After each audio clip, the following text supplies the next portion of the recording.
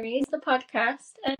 My name's Zoe, and I started this podcast really to try and just help share inspiring stories within the disabled community. I think there's often a lot of misconceptions around what it's like to be disabled, that can often impact how lacking we are in access, really. So my hope was to raise awareness and share different stories to hopefully grow society's understanding a bit of what it's kind of like for us. If you'd like to do a little introduction of who you are for the listeners, that would be great. Thank you, Zoe, and absolutely agree. I think there's a lot of misconceptions that need to be broken down in society still around disability.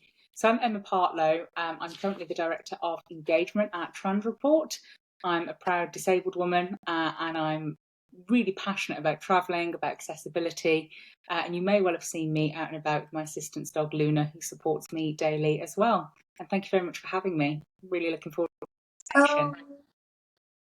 Honestly, I'm really glad to have you on, and I have seen lovely Luna online at times, and she is adorable, so really excited to get to know a bit more about her and about you and how she supports you. I think my first question is, obviously, would you mind telling the listeners a bit more about your disability and kind of how it impacts you day to day? Yeah, absolutely. So one of my long-term impairments is, in fact, muscular dystrophy, which is very fitting, given the title of this podcast. And I live with a couple of other long-term health conditions and impairments as well. How I'm affected, so there are lots of barriers in my life that remain, and we'll touch on that as we go through the conversation.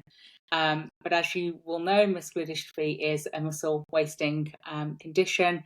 It means that my muscles are essentially weakening over time. So it's a condition that won't get better, quote unquote, because I'm often asked that, is there a cure coming, Gemma? Are you getting better? Can you have some more protein and get better? This is an impairment, a condition that isn't going anywhere. And I'm often asked, would I want it to go anywhere, which is perhaps a topic and a conversation for another day. But it's a really interesting question. There's lots of barriers, lots of impairment effects that I live with, but ultimately, it's part of who I am. I'm really proud of being a disabled woman, and it's really hard to imagine my life in any other way than the one I'm currently living. So I think that's often quite a difficult question when it's put forward. Luna, as we've mentioned, is my assistance dog. She's trained to carry out physical tasks for me, and she's a real clever clog. She's trained herself to monitor my heart rate as well. So nobody has formally taught her that, but she's really in tune with me and supports me on a daily basis. Often, 9 times out of 10, by my side when I'm travelling, which brings lots of interesting experiences to light that we'll talk about in this podcast, particularly around flying with an assistance dog. Can be really interesting, and lots of barriers there. You wouldn't believe how much paperwork a Labrador needs to leave and re-enter the country. Oh gosh. Oh wow. Honestly, I think it's such a question, isn't it? Like, when we're asked of, would you change anything? Like, how do you feel about being disabled? I think I very much share a lot of your views and feelings that you've said there.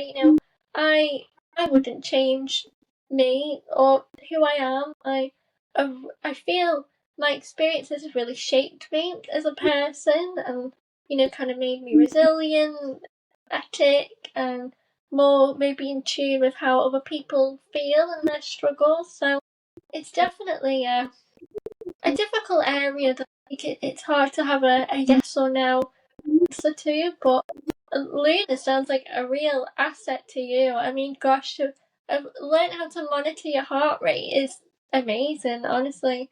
And you obviously mentioned about access with flying with Luna. I mean, what has your experience been for that? Yeah, so we've travelled a few times abroad together.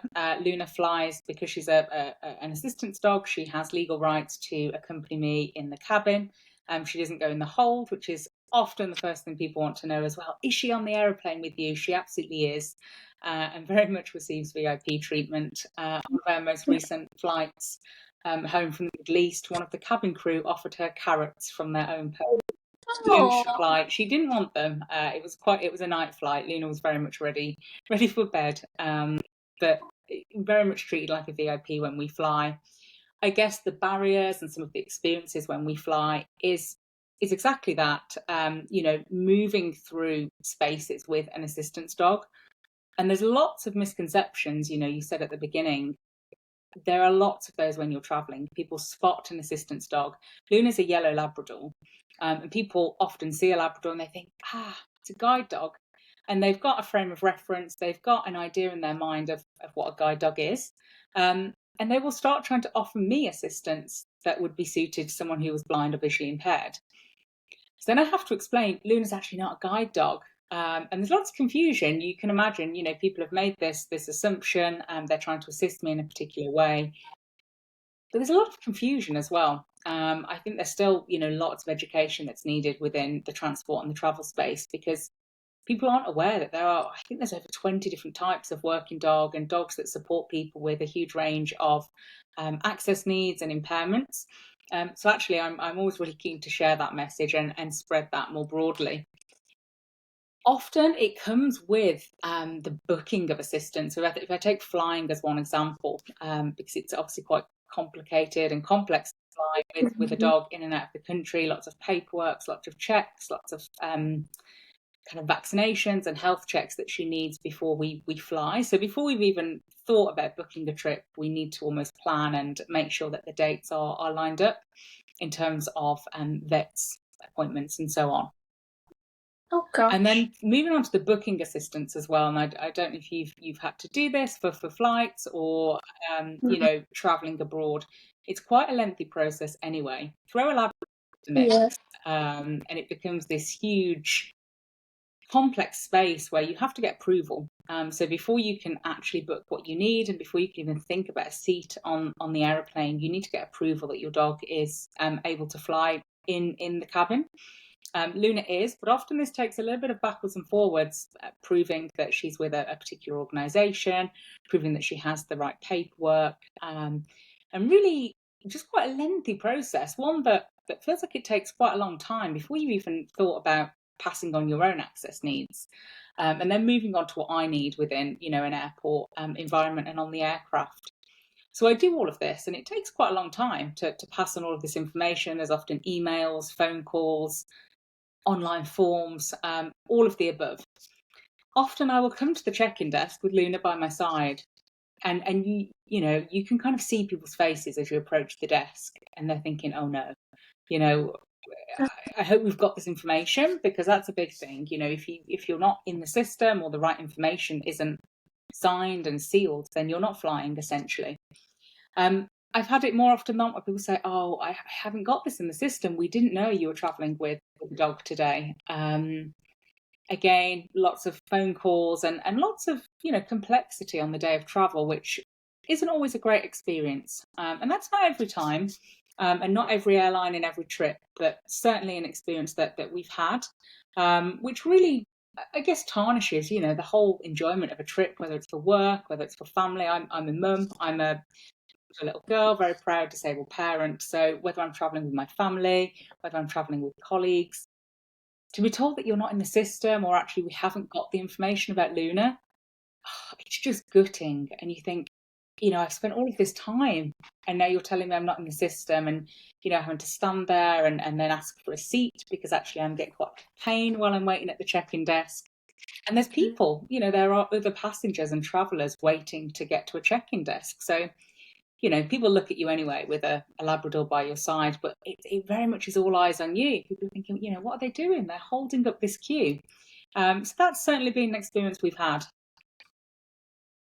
It sounds really exhausting. I mean, I, like yourself, have had to use, obviously, access when we've flown abroad, and just even the plan before you've even booked anything, the initial planning in itself. And I think sometimes, I mean, look, we've always had a lovely time when we go on holiday and we enjoy it, but sometimes you feel like it's a lot of hard work for a little gain, and it can be quite off-putting at times. And it shouldn't be that difficult for us to just want to travel, to go on holiday as a family or with our partners. And Yeah, I think a lot of people don't understand just everything that goes into being able to go on a little family holiday for a week with people. So it's really interesting to hear what it's like for you to travel with Luna, because I obviously don't know much about that. So I feel like I've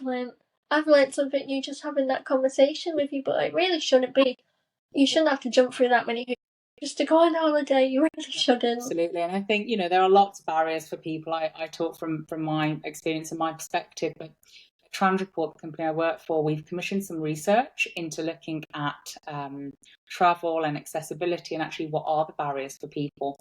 And it was found that 64% of people would choose not to go on holiday last year because of barriers to travel. So that's a huge number of people that are just not traveling because they're anticipating challenges, barriers to accessing, whether it's travel, whether it's with the hotel, whether it's other barriers along their journey. So I think hearing us both talk, it's not unfounded. Other people are certainly feeling and experiencing this. So there's definitely more that can be done. From the work I'm doing, I know that organisations are they're taking note of this. They're recognising that people have barriers.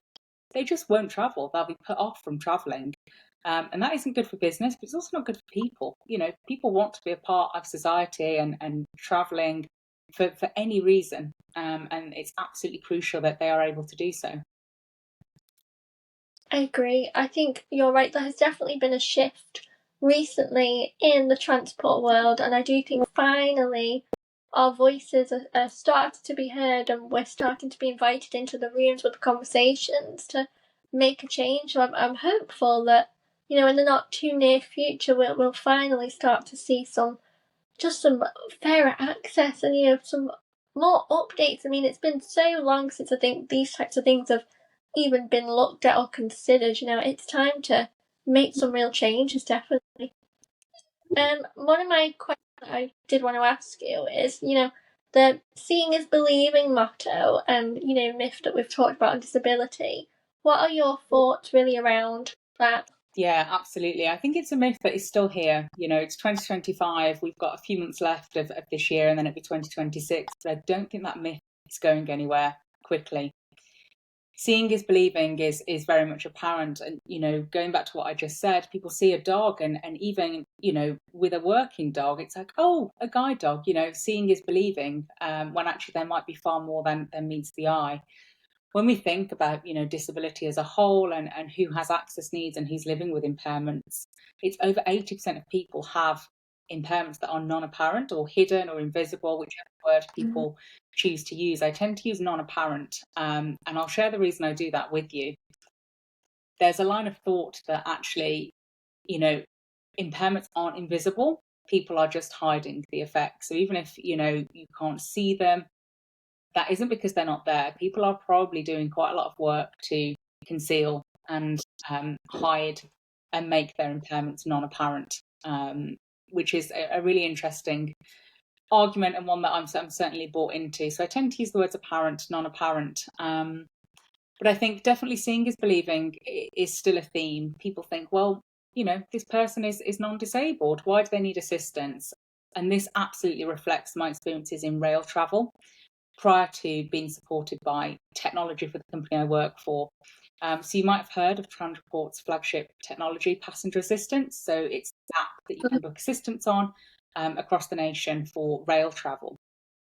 Prior to using the app and prior to being at the company, but I used the app first, which is very much the reason why I'm here. So I really believe in the power of the technology, and I'll share the reasons why. I would turn up at a train station, having spent, 20 minutes on the phone, booking my assistant, sharing that with a person. Fine. I would turn up at a train station to be met with looks of people as if to say, well, what do you mean you've booked assistance? And this was back in a time when I didn't have Luna by my side.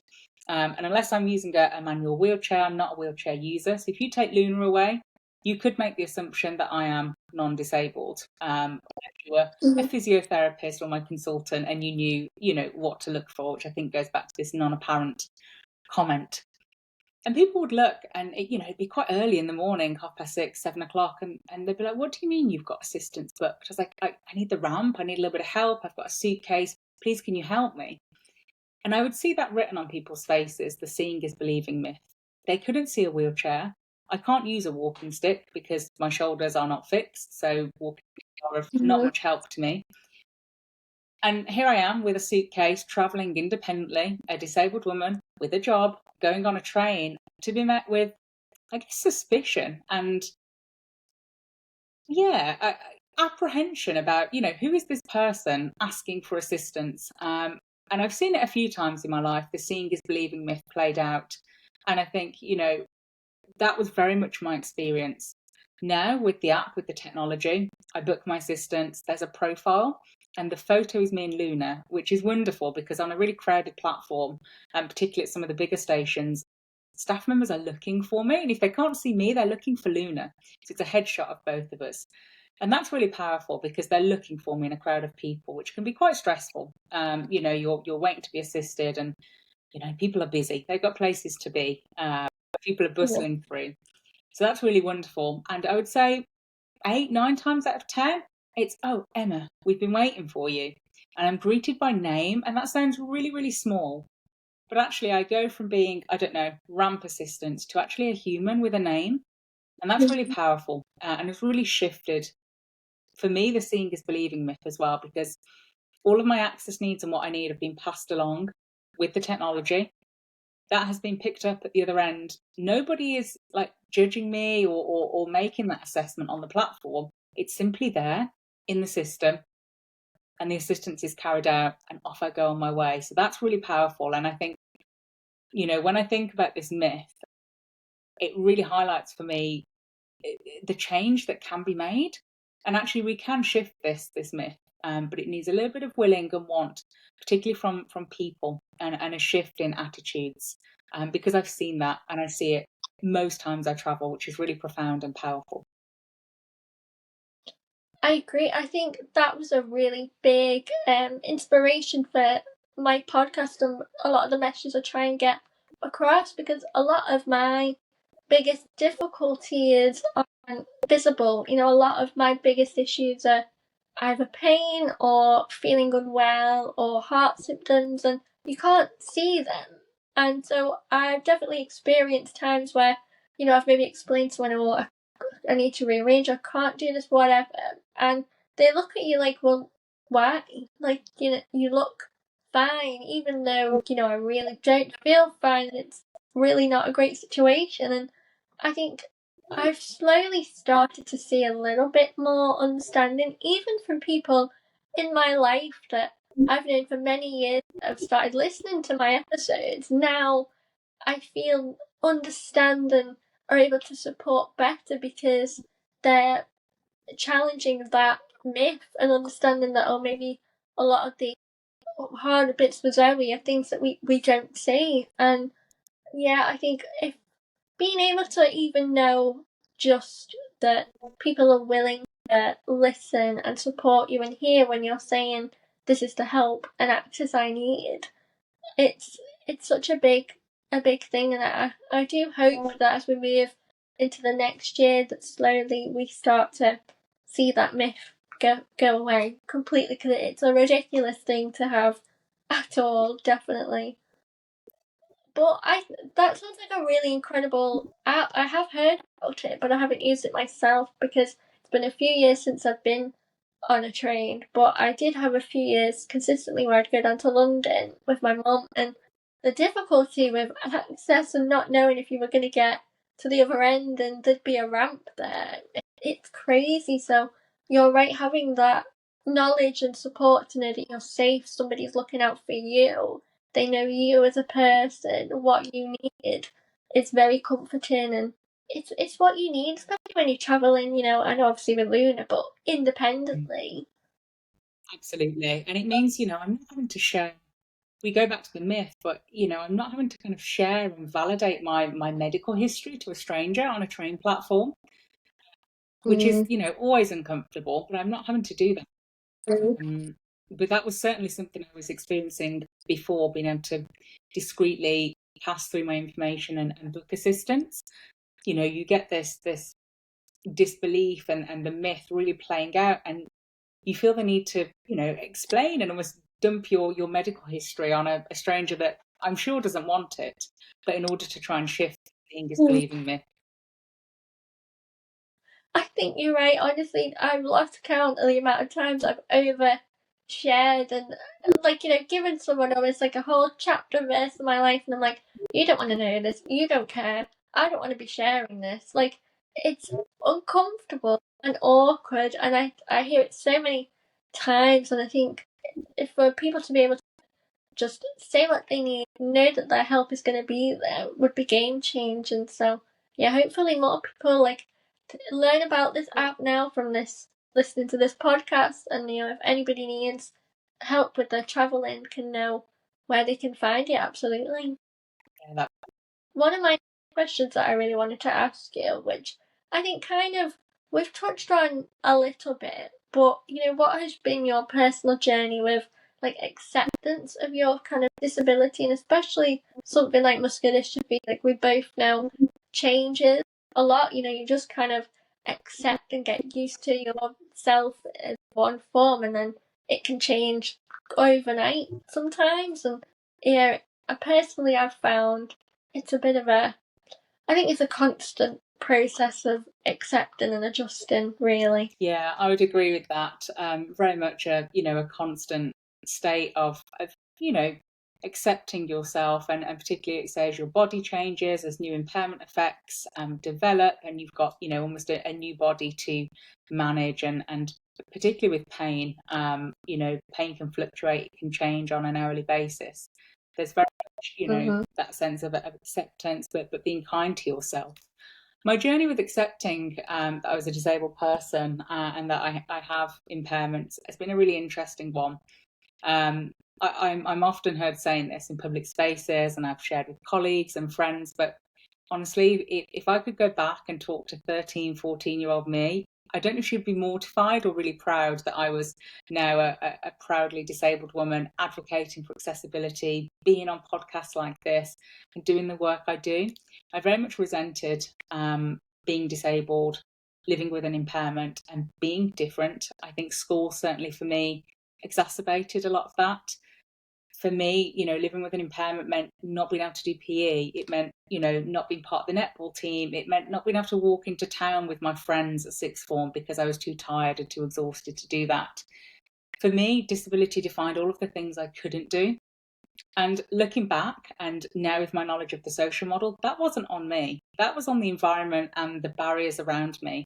And actually, I look back and it was on the people around me, the teachers and the peers in my life, to actually do better and to do more to break down those barriers. And I look back with a little bit of sadness now and grief that actually, I spent all of these years, all of this time really disliking myself and really not feeling very proud of my identity. A real profound and pertinent moment for me was a careers meeting. I was in a career session with an advisor that had come in.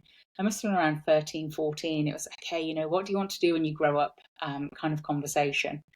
And I'd shared, at the time I wanted to teach. I wanted to teach young, small children. And I'd shared, actually, I was a little bit concerned that there might be some challenges in doing that because eventually I'll be a full-time wheelchair user. And at the time, I didn't have very many disabled role models. And I didn't know that absolutely that would have been something I could have pursued. And this careers advisor, she was very well-meaning, and I, if I think hard enough, I'm back in that porter cabin. She said, Emma, it's just about putting your mind to it. She said, if you want to be a builder, you can absolutely be a builder and carry bricks all day long. And at the time, I just remember feeling real teenage angst again about this meeting, and I, didn't have the knowledge or the framework or the, theoretical understanding to know why that was such a problematic conversation. But I look back and I think, how harmful, a real well-meaning notion that actually you can be anything you put your mind to, didn't take into account my body, my impairments, my access needs, and weirdly made me feel more alienated and othered and different. So I spent many, many years really disliking my impairment, really not looking forward to the future. And it was really when I went to university, that things shifted. You know, there were disabled groups that I was a part of, disabled peers. I started to be more involved in accessibility, and I started to look to advocates and allies, and online is a great space. You know, this podcast is just one. I think online is a really powerful tool and source for people to, you know, not necessarily be inspired, but to know that there are other people living their own lives and having their own journeys. And that really helped with my acceptance, and really helped shift my thinking. But honestly, if I look back, I think, 14-year-old Emma, I'd like to think she's proud. Um, I often reflect on that. You know, it was very different back then. Honestly, I relate to so much of what you just said there. I always say to myself, I wanted to be the person that 13-year-old me needed at that time, and you know, having a lot of resentment and stuff for being a disabled person. Yeah, I can completely understand and relate to what you said there, and I think I think, you know, young you would be very proud of the person you are now. You're doing amazing things for the community, and absolutely, some people don't always take their experiences and use them for good, but you absolutely have. So that's amazing. My final question really is, obviously you were featured in the show's Trust Disability Power 100. Could you tell the listeners a little bit about that, please? Oh yeah, absolutely. A really, really proud moment for me personally and professionally. And you know, I spent a lot of time as soon as I got that email telling me I'd been shortlisted, and then that I'd been you know, placed on the list. I spent a lot of time reflecting about those younger years, and really thinking, you know, gosh, what a long way I've come personally, and not just in terms of, you know, professional experience, but actually that thinking. And I think that's really powerful. You know, how you think about yourself and your identity as a disabled person is a really powerful tool, because the world, as we go back, you know, seeing is believing. People have so many misconceptions and ideas around disability and who disabled people are and what they can or can't do, that actually having that strong sense of who you are, and actually this isn't about you as an individual, this isn't about your impairments, this is about the world, and breaking down those barriers so people can be who they want to be and live how they want to live. I don't think anybody enters into the space. In fact, I know nobody enters into the space of accessibility to win awards and accolades. You know, it's a really messy, complex space. There's lots of work that goes on behind closed doors, difficult conversations, breaking down those barriers through difficult, challenging narrative and engagement with people, and really, you know, sharing what needs to be done. And there's lots involved in those conversations and that work behind the scenes. So I don't believe that anybody enters to win awards, but it was certainly a really proud moment, and one that makes me really thankful that I'm here on this journey, working in the space I do, looking to further break down systemic barriers, particularly within transport and travel. And, you know, I spent many years when I joined university, you know, and onwards, the Power 100 was something that I used to look upon and look at allies and advocates and activists and think, wow, like look at all of these incredible people. And not incredible because they're disabled, incredible because they're doing phenomenal work to break down barriers, to really further accessibility. And I used to always think, wouldn't it be nice to be on there? So genuinely, to have been placed on the list last year was a really proud and profound moment in my whole journey of acceptance, and really pivotal in recognizing how far I had come as a person. Wow, that sounds really fantastic, and honestly, it's such a thing to show that the work that you are doing for the community, for other people, especially in the world of travel and access, really is making a difference, and people are taking note of that. They're listening to you, they're hearing you and your message, and it's so important that we keep fighting that fight, and you know, breaking down those barriers and being a part of those conversations to make change, because you know, we really need to do so, absolutely. Well, honestly, thank you so much, Emma, for your time today. It's been so amazing to learn more about you and your journey and everything that you've accomplished. I think so many people really recognise your voice in this space, so I'm really glad that we were able to have a chat and let my listeners get to know a bit more about you, really. So thank you. Oh no, thank you, Zoe. And maybe in the future and come back, we can have more of a conversation. It'd be great to stay in contact. But really love what you're doing, and really love the podcast. Oh, thank you. Absolutely. Honestly, my podcast. It's an open space, so people are always welcome to come back on, have a chat. Absolutely. I hope you enjoy the rest of You your too. day. Thank you so much, Zoe. Take care.